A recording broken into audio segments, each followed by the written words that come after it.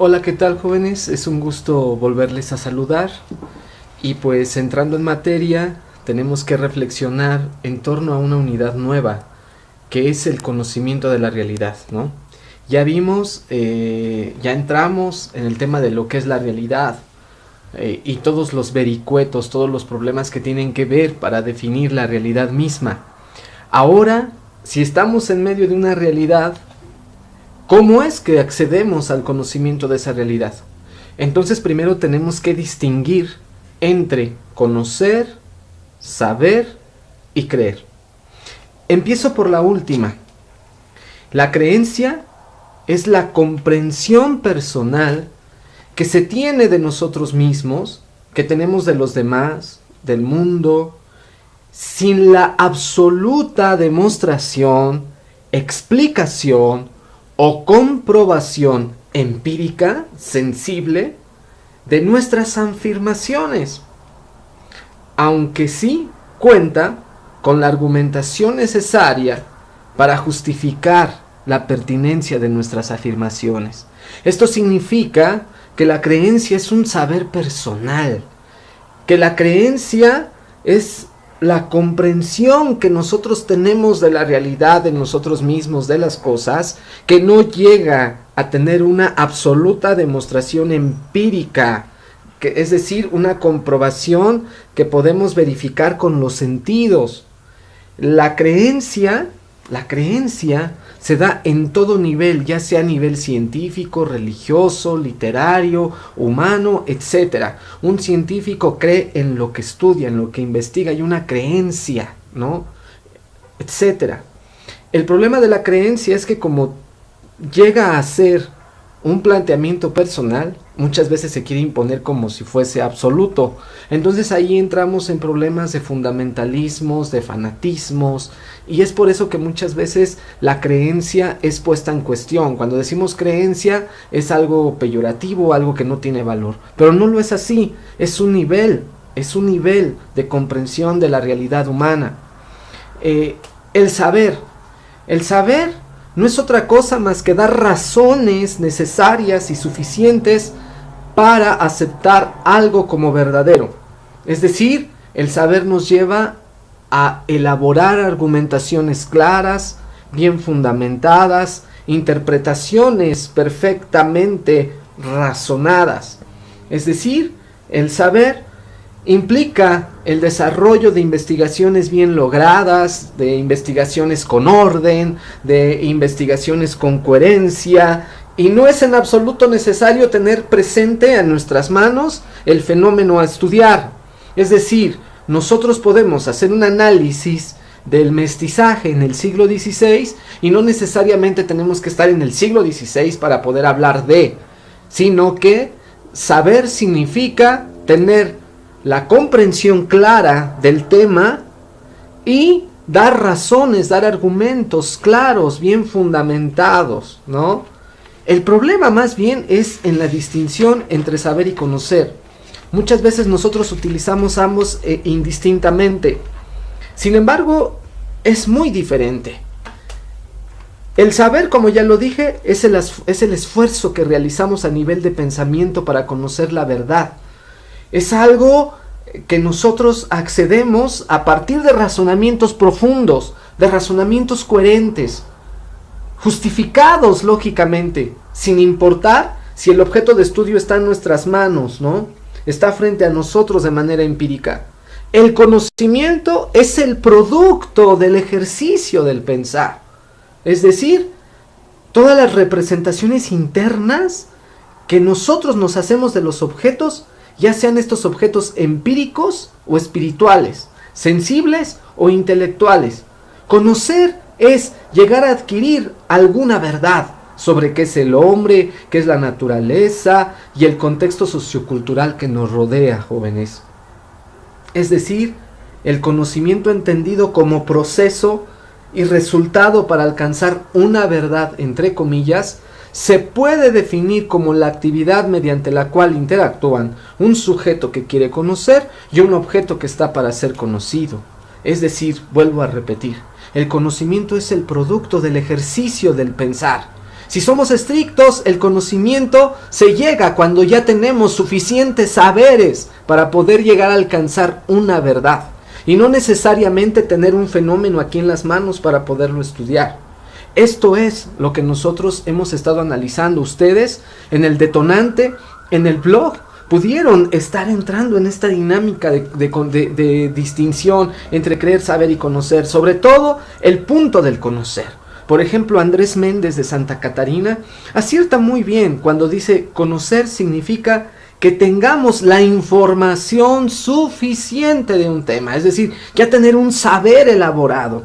Dice, para probar y justificar todo lo que rodea acerca de algún tema en específico. Es decir, dar razones de todos esos saberes que tenemos. Es decir, ya tener un planteamiento propio sobre un tema. Dice Andrés, es una justificación racional de argumentos sólidos sobre una área de la realidad. Y estoy muy de acuerdo. Y también estuvieron analizando, a partir del video de Luis Villoro, ustedes se les interroga, ¿es cierto que existan verdades absolutas, verdades eternas? Y dice Andrés, no. El conocimiento va cambiando, es correctivo, dice Villoro, es decir, va transformándose con el tiempo. Por eso para él, para Andrés, conocer es hacer, es relacionarte, es praxis, es decir, para él el conocimiento no solamente queda a nivel intelectual para Andrés, sino que tiene una práctica, es decir, es una aplicación en la realidad.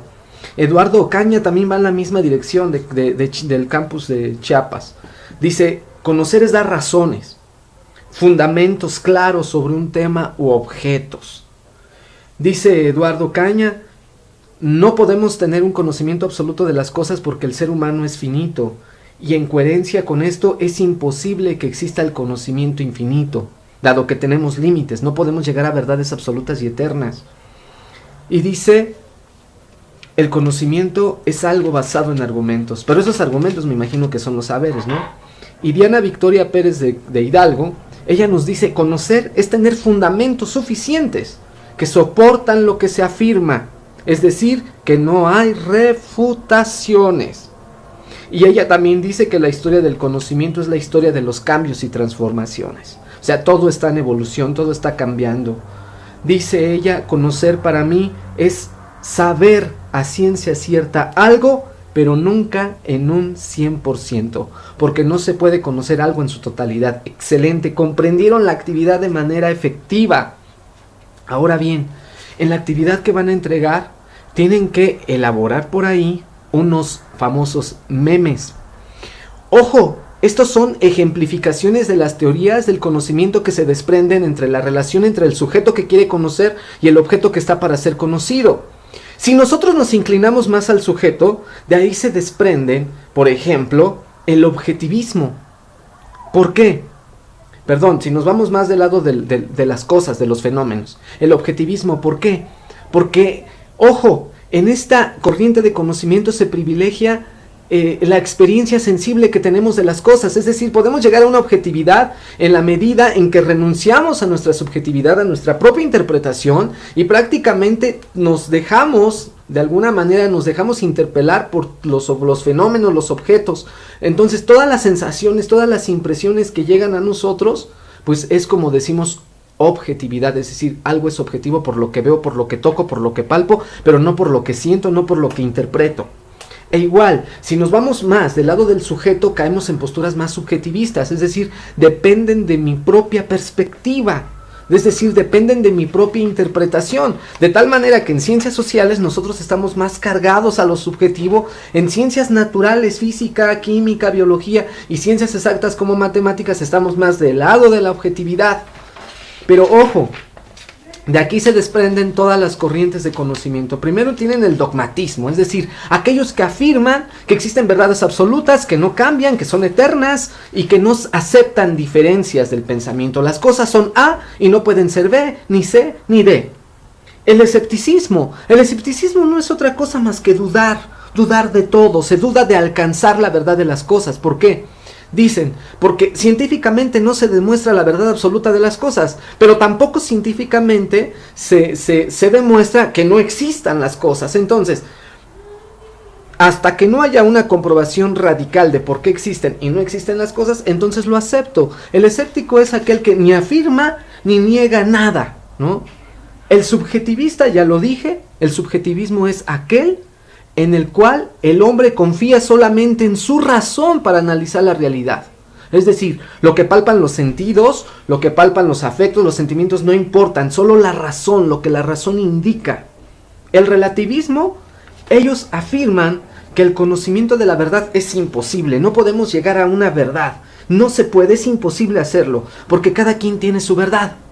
Es decir, nosotros somos la medida de todas las cosas, depende de nuestros caprichos, nuestros intereses, nuestros estados de ánimo, nuestro contexto, es como una realidad se va a edificar, de acuerdo a como yo quiera, me dé la gana. Ese es el relativismo, no toma en cuenta a los demás, sino solamente él.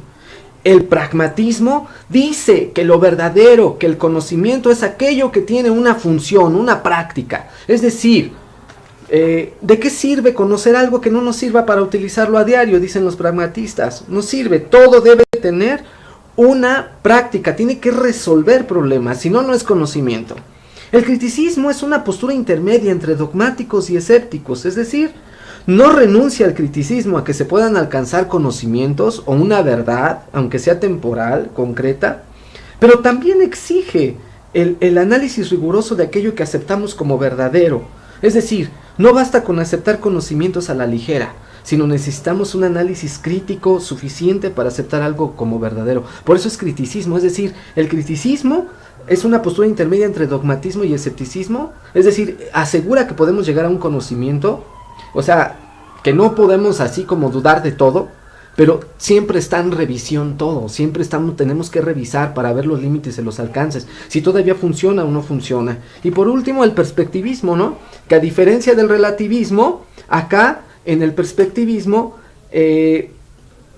nosotros comprendemos la realidad desde nuestro propio contexto, de nuestra propia historicidad, pero lo ponemos en diálogo con otros y a partir del diálogo con otros llegamos a construir verdades, ¿no? Verdades relativas. Entonces, ese es el tema que estamos analizando. Y otra cosa fundamental para terminar es: no existen verdades absolutas, jóvenes, porque todos estamos dentro de un contexto sociocultural y todo el conocimiento que nosotros tenemos depende de ese contexto. Es decir, es como un filtro. Nuestros valores, nuestras creencias, nuestras ideas, nuestra formación es un filtro desde el cual miramos el mundo. No podemos mirar el mundo de manera pura, sino que cuando nosotros conocemos algo, incluso en el nivel más exacto, en el nivel más riguroso como la biología, la química, la matemática, siempre interfieren nuestras ideas, nuestros valores, nuestras creencias, de tal manera que no hay un saber puro y absoluto, porque somos humanos y cada que nos acercamos al estudio de la realidad, interfieren las creencias, los valores, etcétera,